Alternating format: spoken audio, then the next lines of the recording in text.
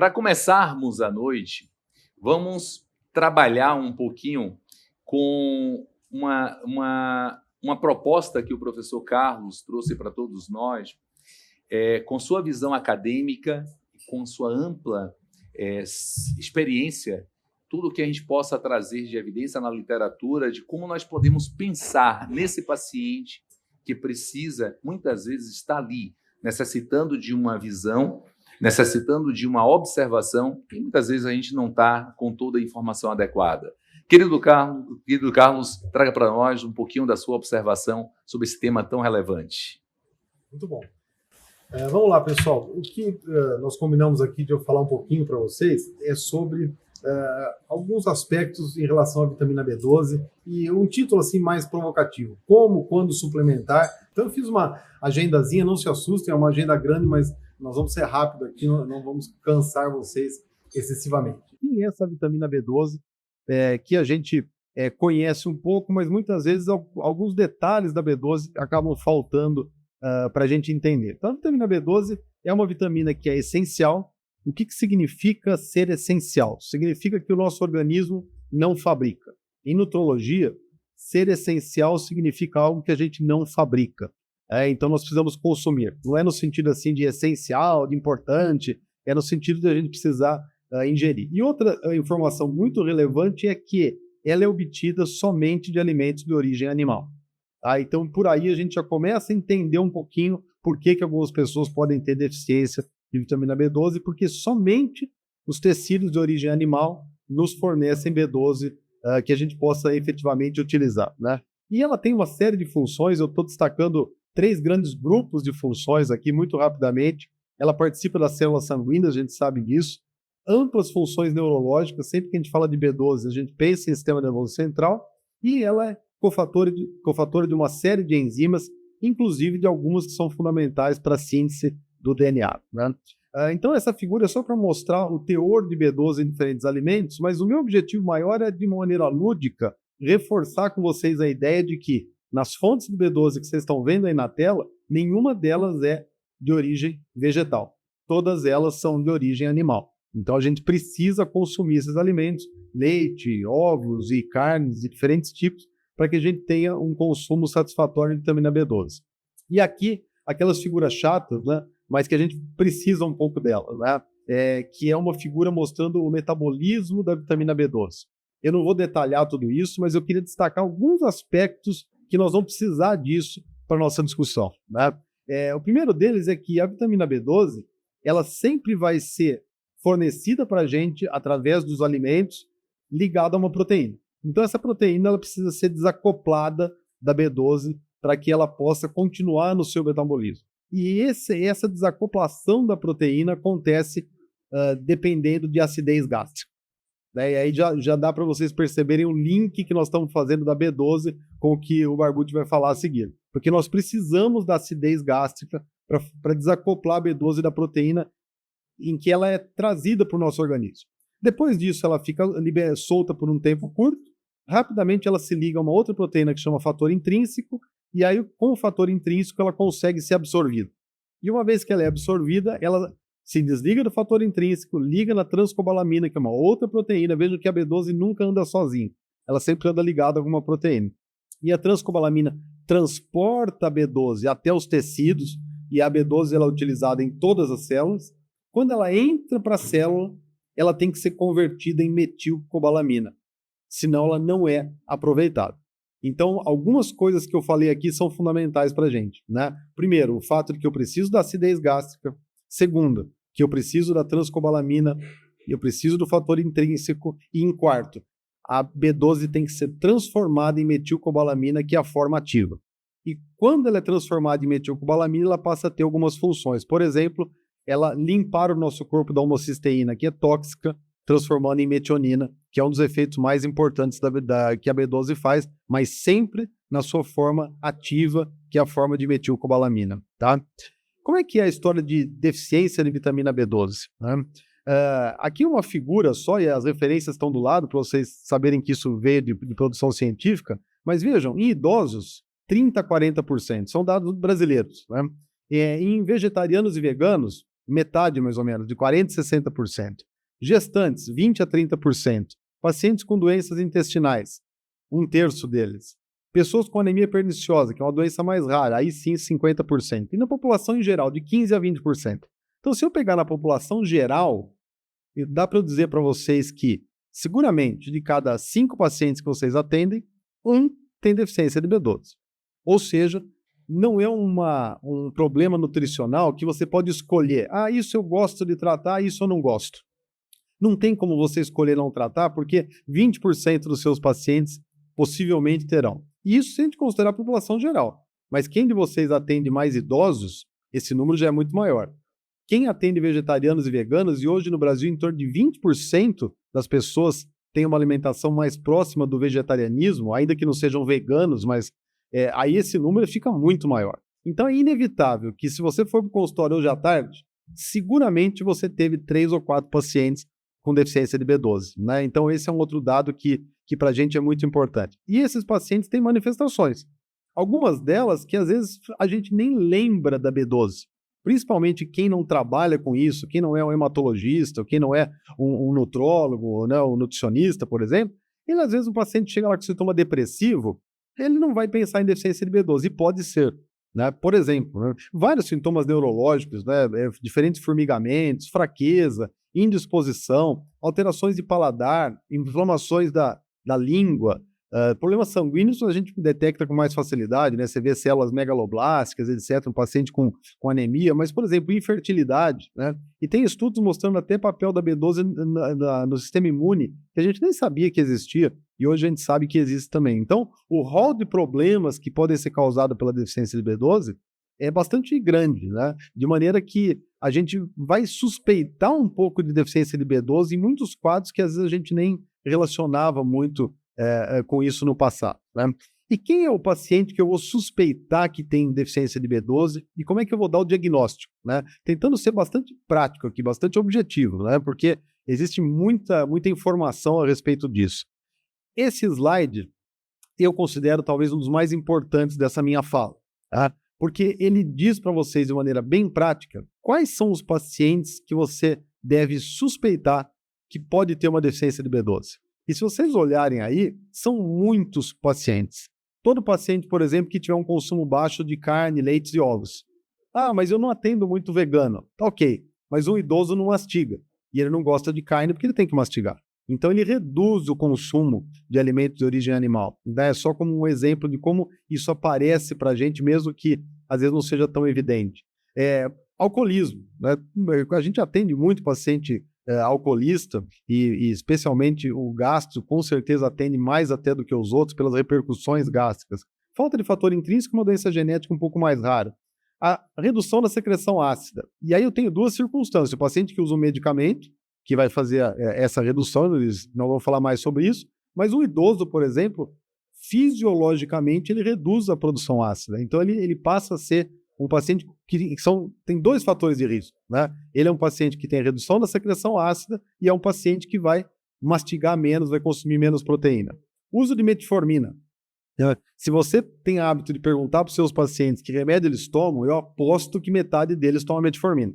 Porque hoje é um medicamento amplamente utilizado, cada vez mais conhecido, cada vez mais reconhecida a segurança. Hoje se sabe que previne câncer, uma série de coisas, então as pessoas não relutam em nenhum momento em prescrever lá uma metformina, mesmo que seja numa dose baixa, para grande parte dos pacientes. Né? Eu tenho um colega, professor universitário, ele fala assim, eu meço o abdômen, está um pouco aumentado, eu entro com metformina e nem doso nada. Né? E é uma tendência mundial isso. Então os pacientes nossos estão usando bastante isso. Doenças de má absorção, redução de área do estômago, os gastro atendem bastante esses casos, doenças inflamatórias e aí outras doenças, tenias, etc., disbiose, né, que é muito prevalente também. Então, vejam, se a gente olhar esse rol de pacientes de risco, eu sugeriria uma reflexão para vocês dos pacientes que vocês atenderam hoje. Quais pacientes vocês atenderam hoje que não entra em um desses grupos de risco? Né? Possivelmente você vai falar, nenhum deles. Todos entram em alguma coisa aqui. Por isso que a deficiência de B12 é tão prevalente, né? Porque os pacientes de risco são muito grandes. E aí, sendo bem prática, como é que eu faço para dar diagnóstico? Não tem muito segredo. Essa figurinha pode parecer óbvia, mas eu digo para vocês como nutrólogo que muitas vezes pedir um exame não representa o estado nutricional. Vou dar um exemplo para vocês. Se vocês pedem exame de ferro, ele não mede o estado nutricional de ferro. Se você pede exame de cálcio, ele não mede o estado nutricional de cálcio. Tá? Então você tem marcadores para cada deficiência. A B12, felizmente, é um caso quase que de exceção. Porque se você pedir dosagem de B12 sérica, ele é um marcador que a gente serve. Então você não precisa fazer mais nada. Você põe lá, senhor fulano de tal, solicito B12 sérica, só isso, tá? E você consegue já ter o estado nutricional de B12. E aí, uma vez feito isso, você tem os pontos de corte. E aí tem muita polêmica, vários guidelines com valores diferentes. Eu vou trazer o que a gente coloca no consenso de B12 da Associação Brasileira de Nutrologia, publicado recentemente, baseado em evidência, uma média do que a literatura propõe. Então, você pediu esse exame. O paciente veio com menos de 200, ele é deficiente. O paciente veio com mais de 300, ele é satisfatório. E ele está entre 200 e 300, ele está numa área limítrofe. Tá? Poderia dizer para vocês assim, olha, se eu sou um médico que me preocupo com o meu paciente de que ele esteja bem, eu não vou pensar em deficiência nem limítrofe, eu quero que ele esteja satisfatório. Então, do meu ponto de vista, é uma questão, aí eu digo que é pessoal, não é tão científico. Eu acho que se tem um valor limítrofe e esse valor limítrofe não chama satisfatório, para mim ele não serve. Então, de cara, eu só aceito B12 acima de 300, porque é o que a literatura diz que é satisfatório, né? Mas existem outras definições para isso. Por exemplo, o próprio consenso da Abram, que eu sou um dos autores, então eu participei dessa redação, ele diz, olha, abaixo de 200 é deficiente, acima de 300 está bom. Entre 200 e 300, pede outros marcadores, né? Pede transcobalamina, pede ácido metilmalônico, pede homocisteína, tudo bem. Mas veja, isso aumenta o gasto do paciente, é uma consulta a mais que você vai ter que fazer, é um retorno a mais que você vai ter que fazer. E, de qualquer maneira, o seu paciente não está na faixa considerada satisfatória, né? Então, você tem essa possibilidade de aprofundar a investigação pedindo outros marcadores, o paciente tem que tirar mais sangue, tem que voltar para o laboratório, tem que pagar outro exame, tem que voltar para você no outro retorno, mas tecnicamente seria uma avaliação mais completa, né? E aí é bastante simples, né? Se a B12 estiver baixa, deficiência. Se você tiver dúvida, a homocisteína alta é um marcador de deficiência de B12 que você pode usar. A transcobalamina, se estiver baixa, também é um marcador. E o ácido metilmalônico elevado também é um marcador. Então esse slide depois vocês podem printar, fotografar para lembrar. Se eu quiser pedir os outros marcadores, é essa a maneira com que eu avalio esses marcadores, tá?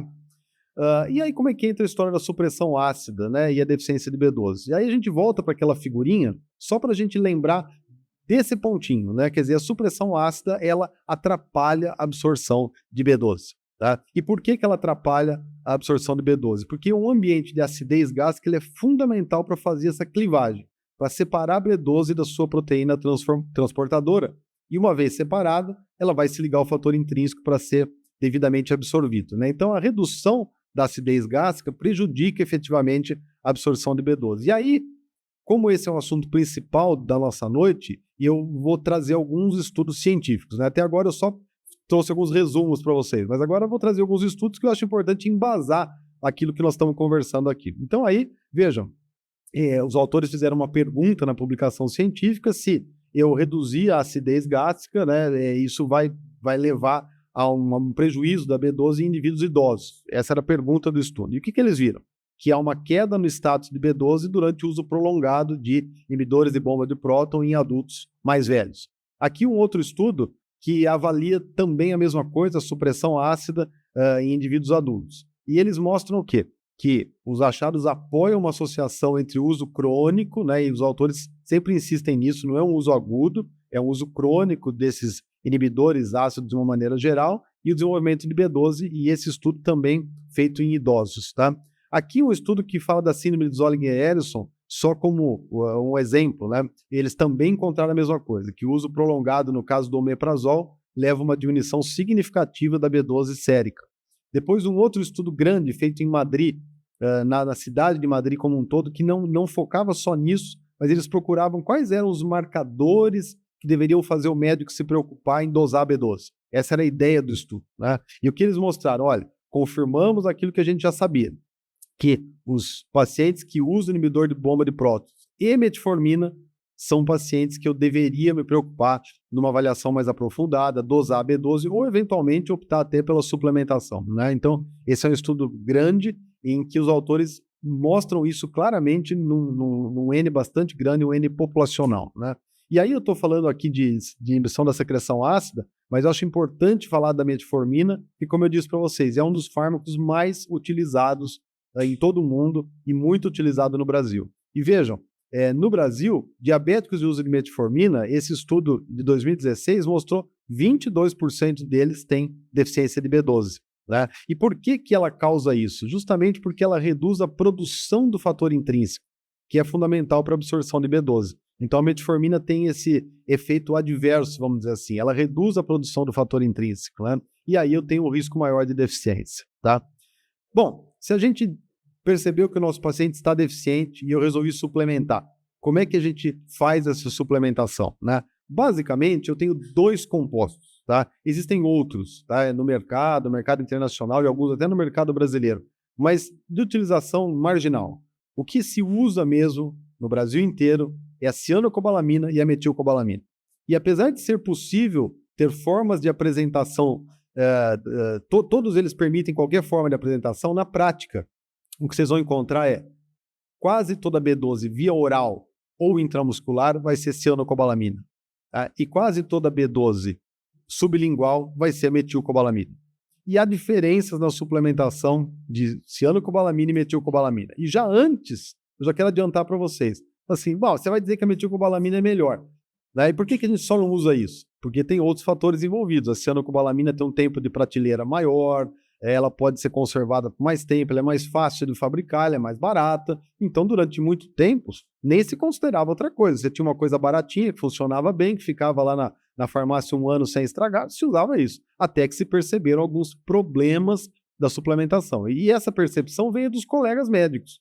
Falava assim, puxa vida, eu estou usando esse negócio e meu paciente não sobe a B12. Será que ele tem algum defeito genético, alguma coisa assim? Porque a B12 dele não sobe. E aí se começou a perceber que a cianocobalamina tem algumas limitações que são importantes. E aí que a alternativa do uso da metilcobalamina nasceu e cresceu e tem se usado cada vez mais. Né? Quando a gente usa a cianocobalamina, a gente tem alguns problemas. E é por isso que muitos pacientes que a gente prescreve não melhoram. Porque nós temos alguns problemas. Né? Por exemplo, ela precisa ser convertida em metilcobalamina. Então isso, independente de ser via oral ou parenteral, então eu falo assim, não, mas se eu fiz o parenteral, não. Parenteral ou via oral, a cianocobalamina tem que ser convertida em metilcobalamina no organismo, senão ela não vai funcionar. Então esse é um primeiro problema. Tá? Quando eu olho aqui nossa figura novamente, né, fica fácil a gente perceber que se não houver essa conversão, ela não consegue atuar. E vejam na figura que está do lado esquerdo do slide, como esse processo de conversão não é simples. Vejam quantas etapas enzimáticas existem para que a metilcobalamina seja produzida a partir da cianocobalamina. E cada etapa enzimática dessa depende de um gene. E cada um desses genes pode ter pequenos defeitozinhos que atrapalham nessa conversão. Né?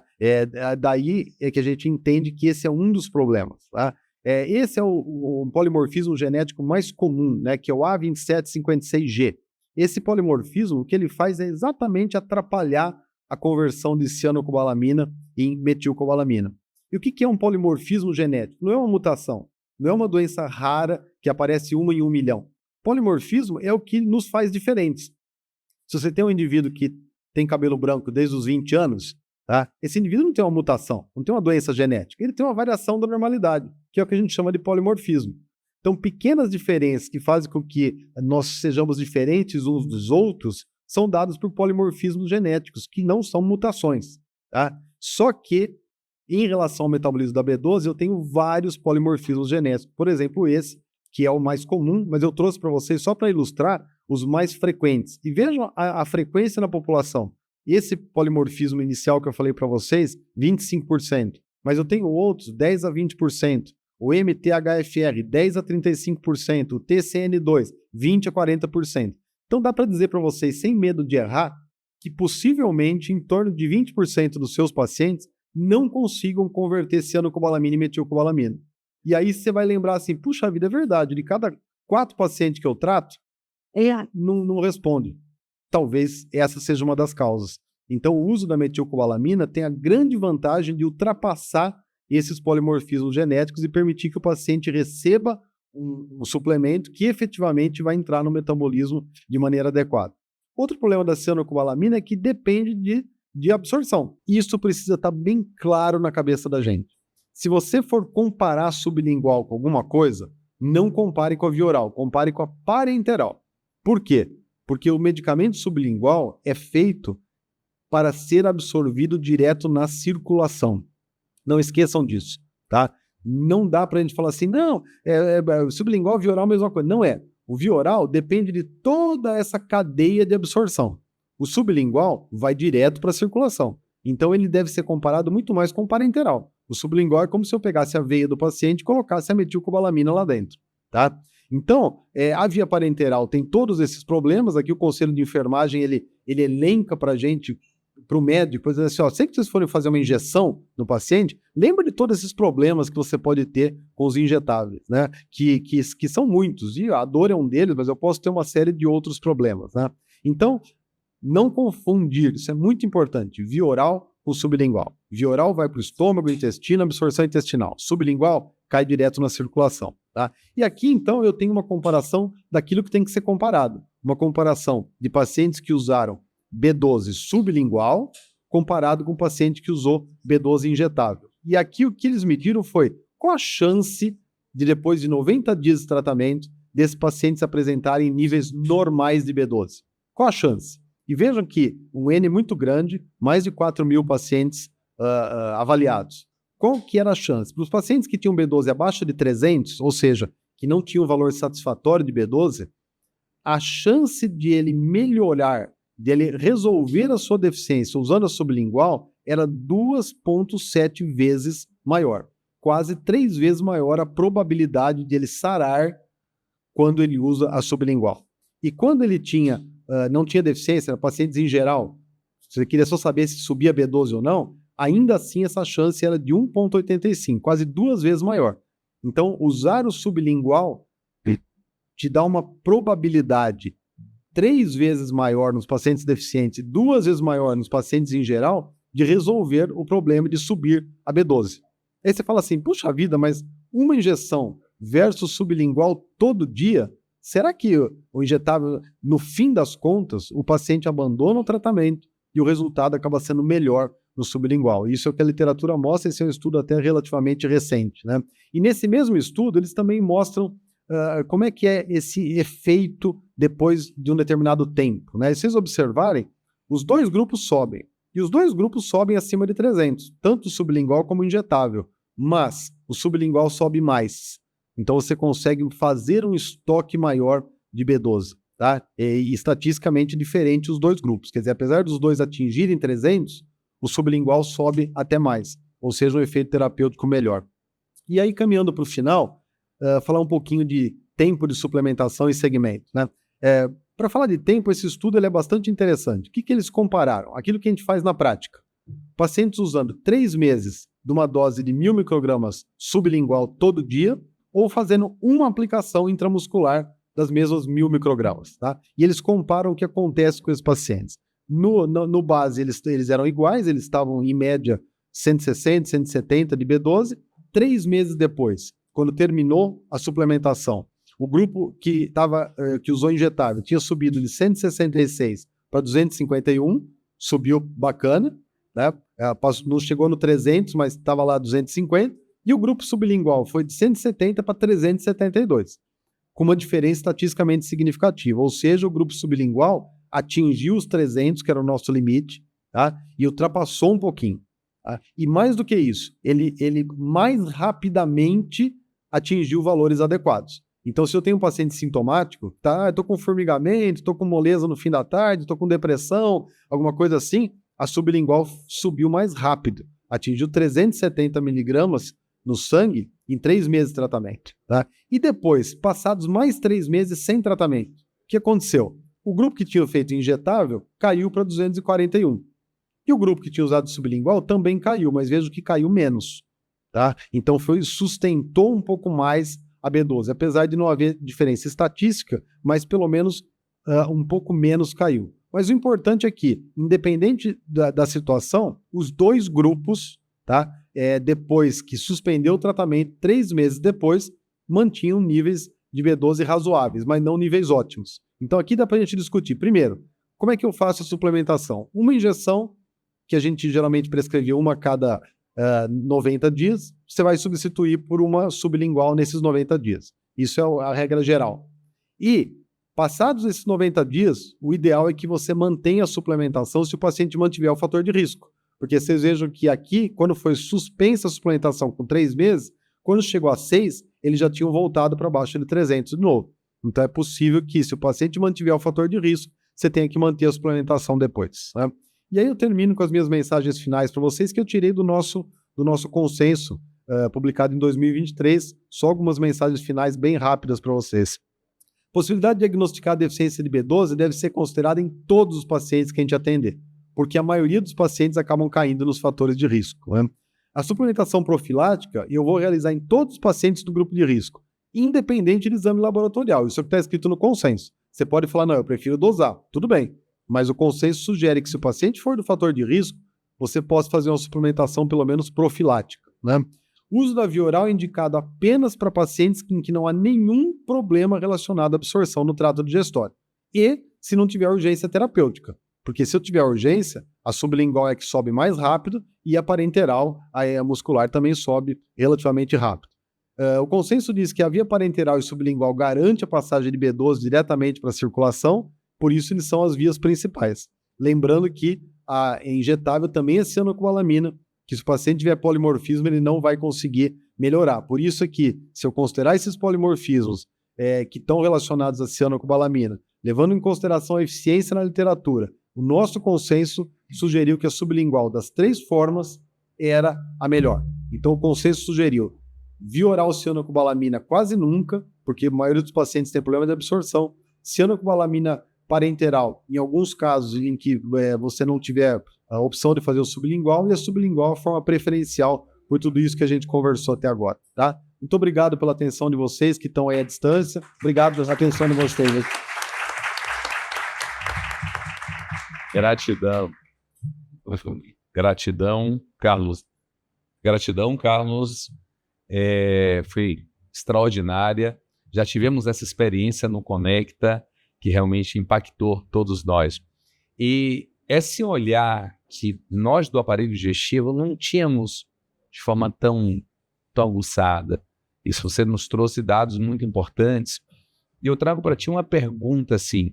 Nosso paciente cada vez mais idoso, a má absorção da cobalamina pertencente ao idoso, muitas vezes alguns com uma gastrite atrófica com uso prolongado do supressor, outros pacientes que usam metformina, outros pacientes que têm múltiplas patologias. Como nós devemos olhar esse paciente? Esperar que ele tenha uma sintomatologia clínica ou sermos mais proativos? Essa é uma pergunta bastante interessante que eu gosto muito de responder. Por quê? Porque esperar sintomas jamais. Porque os sintomas são tardios. Tá? Eles falam assim, não, mas eles são tardios, tá ótimo. Então, enquanto não aparecer sintoma, eu não trato. Mas quando o sintoma aparece, você já tem muito problema subclínico que você não detectou. Tá? Então, o paciente, ele fala, que sintoma apareceu? Eu comecei a ter formigamento. Tá, só que ele estava tendo perda de memória. Que a família estava falando assim, coitado, já tá velhinho, né? Já tá caducando, né? Lá no interior a gente fala assim, tá ficando caduco. Tá caducando. E na verdade não era. Você fala assim, não, mas peraí, mas o sintoma não é o formigamento? Porque eu deixei aparecer o sintoma mais evidente e ignorei o sintoma mais simples, que era, por exemplo, uma perda de memória. Tá? Uma pessoa que no fim do dia está desanimada, que não tá com aquela vontade de ficar com os netos, tá? Que são sintomas mais sutis e que já eram sinais da deficiência. E agora nós estamos vendo questões imunológicas, quer dizer, o paciente às vezes está ficando muito doente, mas você está mais velho também, né? E não era, às vezes é isso. Então o idoso é um paciente que particularmente a gente tem que olhar com muito carinho, porque ele não come carne, porque ele não mastiga, ele tem gastrite atrófica, ele usa metformina, ele usa inibidor da secreção ácida. Então é um paciente que a chance de ele não ter uma B12 ótima é gigante, é gigante. Esse artigo foi maravilhoso, que o professor trouxe uma nova visão, como quebrar esse enigma, né?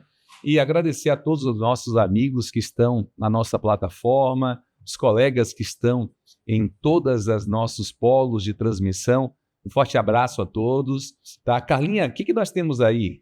O chat agora está começando a agitar, porque teve, né?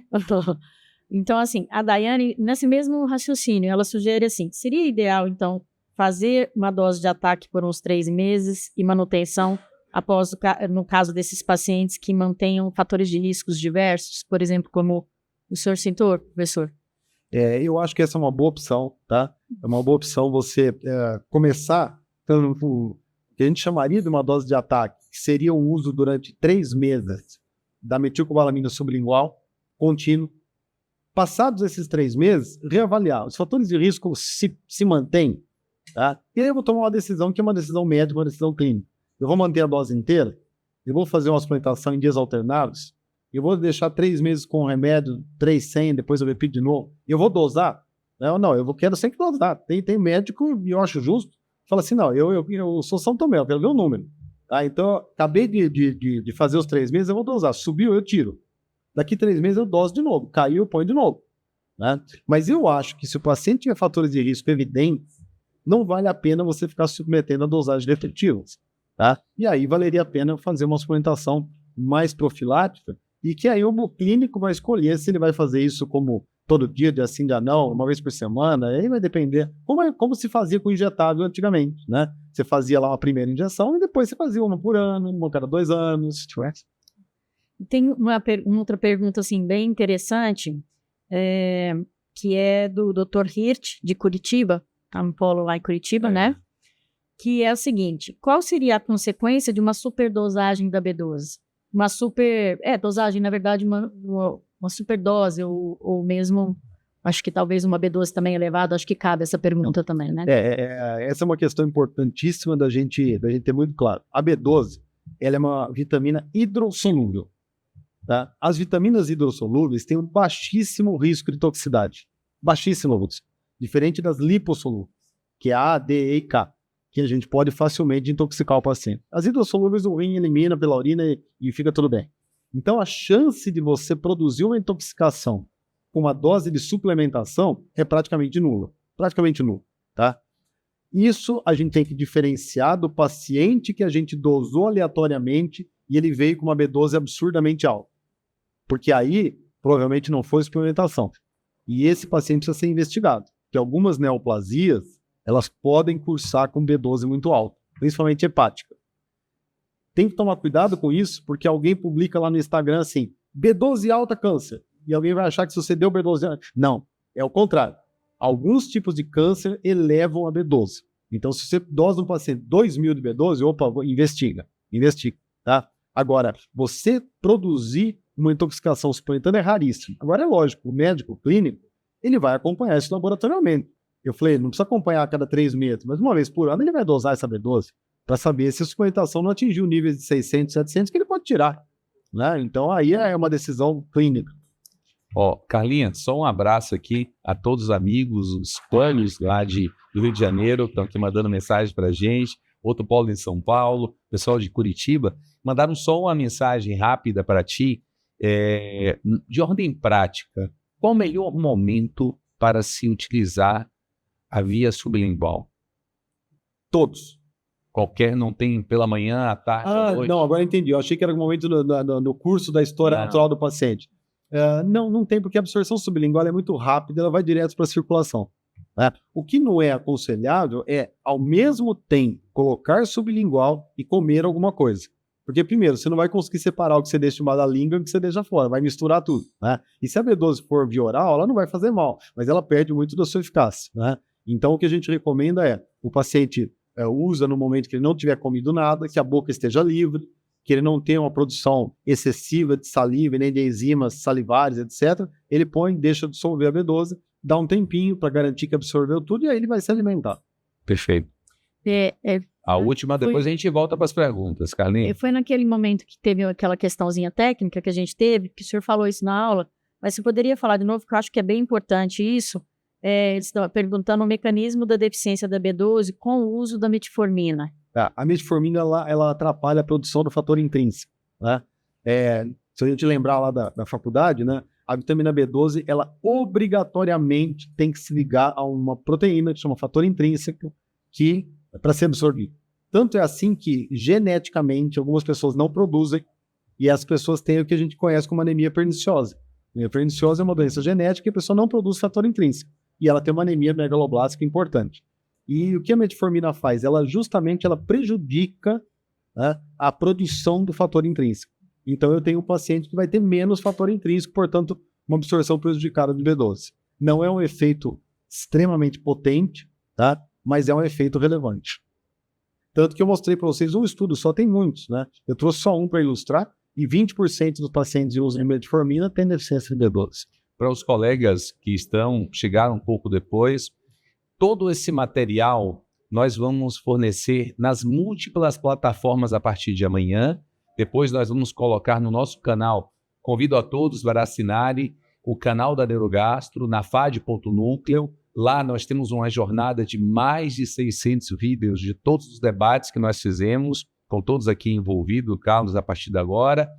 Convidamos a vocês a terem também na Fadflix, lá no site, e acompanhar as redes sociais, o Instagram, o LinkedIn, TikTok, todas as formas, em algum momento que você precise, compartilhar com algum colega, debater, nós vamos ter um material lá para todos vocês.